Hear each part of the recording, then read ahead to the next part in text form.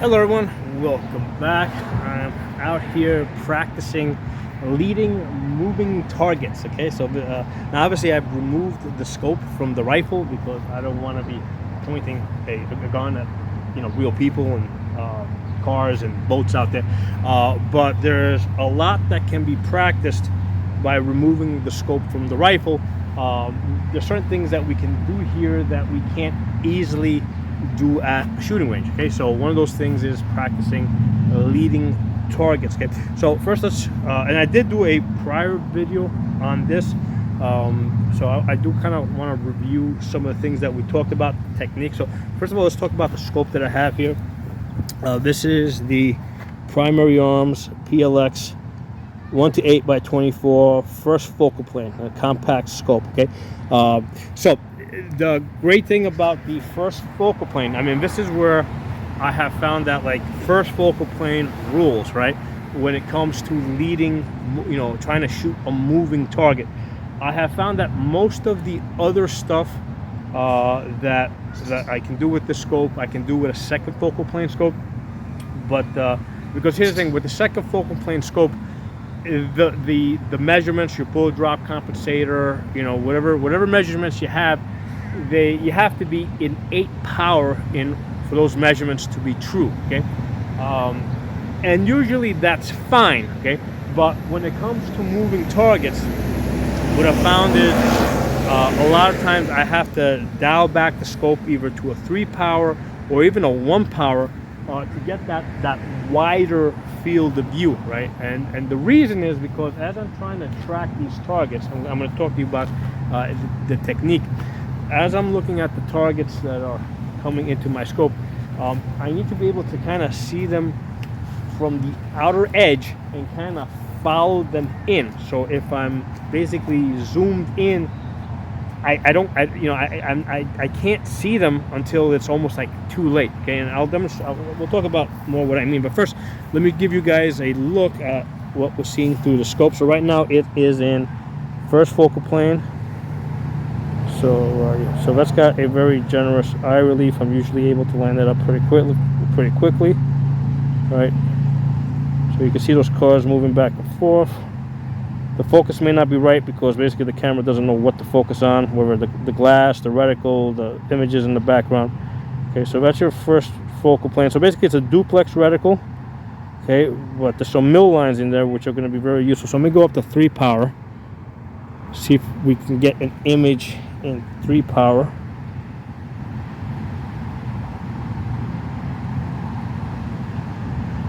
Maybe out of focus, but you can see the mill lines.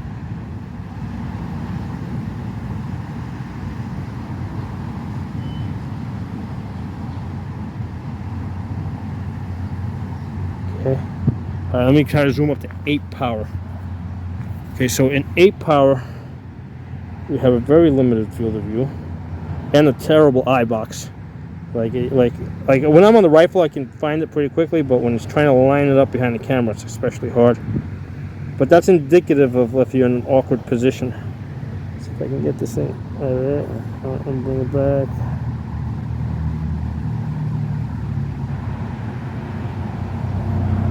Oh, yeah, there for a second. There it is.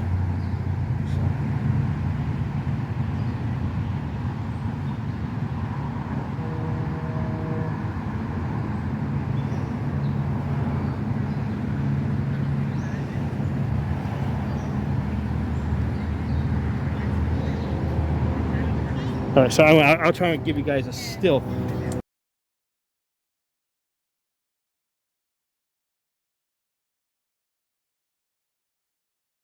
So let me put this away for a second, and I have a printout for you guys. So I've been working with the scope now for over a week. It's like one of those things, it's like I got it in my mind, and it's like every day this is what I think about. So that's why I just keep pumping out videos on this, because I'm just, because that's the thing I'm working on, and basically I'm practicing myself, and I'm basically sharing with you guys what I'm practicing. So the great thing about the first focal plane is that it shows you 2 different things at different magnifications. In 1 power you see this, okay, and in 8 power you see that. okay, which has these details over here, these lines. I've done other videos on what these lines mean. You got your auto ranging, you got your bullet drop compensator, you got your wind holes, right, for adjusting for the wind. Okay, so you know, lots of good stuff here. So you can figure out your distance, figure out what what your holdover needs to be, figure out how you have to adjust for the wind. So this is an excellent scope. And then basically when you're in 3 power, you kind of like, it's about, you guys saw what it kind of looked like. It was in the middle, so basically you're sort of like zooming in on the center over here. So let me talk about the technique that I'm using to basically track those targets and time the shot, because this is what it's about. You got, see, this is part of the reason why I come to this spot over here, is because I got people walking back and forth over there, running back and forth, bicycling back and forth, cars going back and forth, and I also got boats in the background going back and forth, jet skis going back and forth. So there's lots of things that I can follow over here and basically practice this. And it is something that you have to practice. It's not something that's just going to come naturally to you. You got to get used to the scope. You got to get used to things moving, and you got to figure out what magnification that you need to be in for different things. And this is where you kind of figure out that the second focal plane scopes aren't going to work so well for this, because if you time something, let's say in 3 power, but then you need to zoom in now or zoom out, now all of a sudden that the timing that you took is no longer any good. So it's like whatever magnification you timed it in, you have to stay in that, and that's just not practical. You got to be able to zoom in and out in order to track the things out there. Okay, so the technique that we're using, okay, is, let me get something out that I can point. So as one of those cars over there, got something I can point here with. As those cars are going by, what I'm doing is, to start off with, right? So let's say the car is going in this direction over here, right? As soon as the car passes this point over here, I do a 3-second count. 1, 2, 3. Okay. Now in 8 power, it's already out of my view, right? So it's like 1, 2, 3. It's already out here. So with the cars, I definitely have to zoom all the way to 1 power, or zoom out all the way to 1 power, right? So I basically see a duplex reticle. Okay, so what I'm doing now is I'm using the horseshoe over here as basically the dot. So as soon as the car's going like this, as soon as it passes this point over here, I start counting 1, 2, 3, and basically the car gets all the way out here to the end of the duplex reticle. Okay, now I think I did a prior video on this, and I think I mixed this up with one of the boats that was out there. But this is what the cars are doing, right? Because the boats are doing something different. But this is in fact what the car's doing. So if I was to time this, okay, if the car's going in that direction there, right? As soon as it passes here, I count 3 seconds, right? It comes here, 1, 2, 3, and I see that it gets here, right? I mean, you would do an even count, 1, 2, 3, right? It's just I know that I've already timed it, so I know in 3 seconds exactly where it's going to land. Now you could also use 2 seconds, or you can use 5 seconds. The problem is if I use 2 seconds. With the car, because it's like 1, 2, and it's like I really don't get a clear picture of where it's at.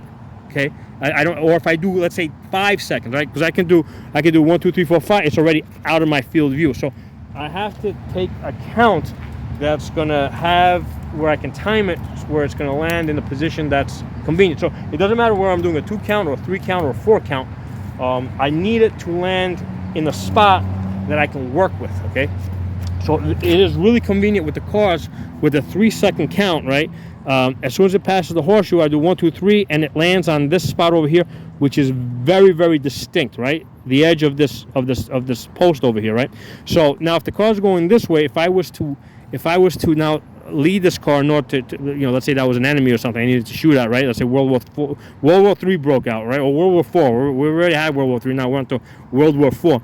So if the car's going this way, as soon as it passes this line over here, right? As soon as it passes, boom! I take my shot, and then basically the bullet's already out there, and then the two are going to meet, right? So as soon as it passes here, boom, and then the two would converge over here. Okay, so that's going to work really good at the 150 yards.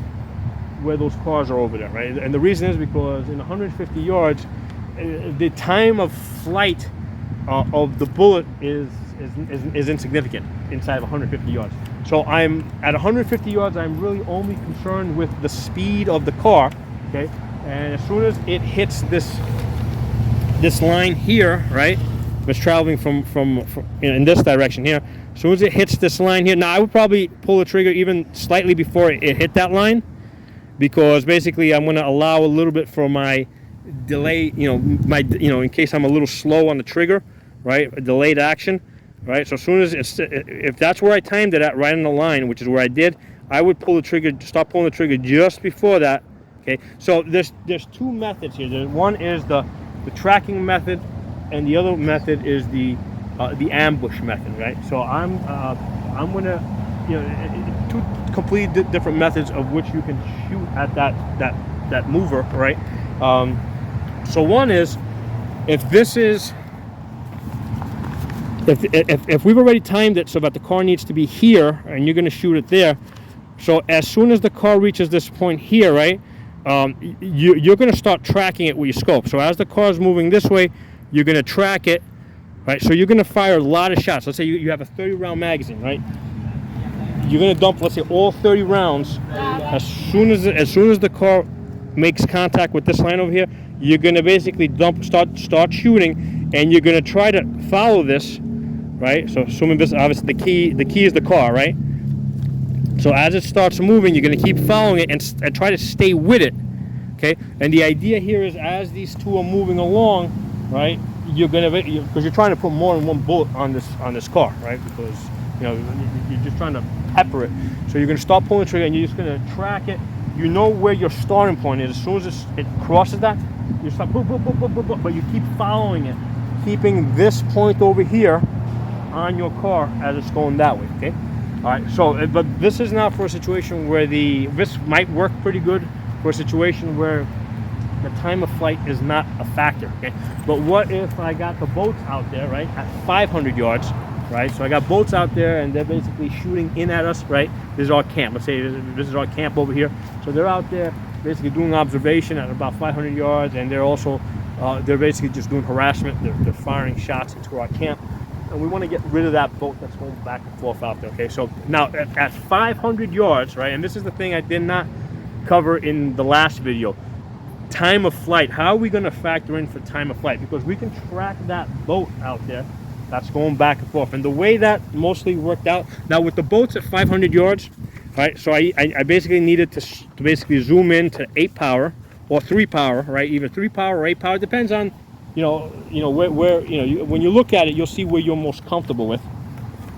So basically I zoomed in a little bit, and with the boats, what I saw is as soon as the boats are coming in, right? So with the boats, I was doing a 2-second count, right? So as soon as they I started over here, right? So the boats coming in, right? So basically as soon as they hit here, I go 1, 2, and then by 2 they would basically come to the end over here. So they would cross it 1, 2. They're coming in 1, 2, and they would more or less be over here on this 800-yard line, okay?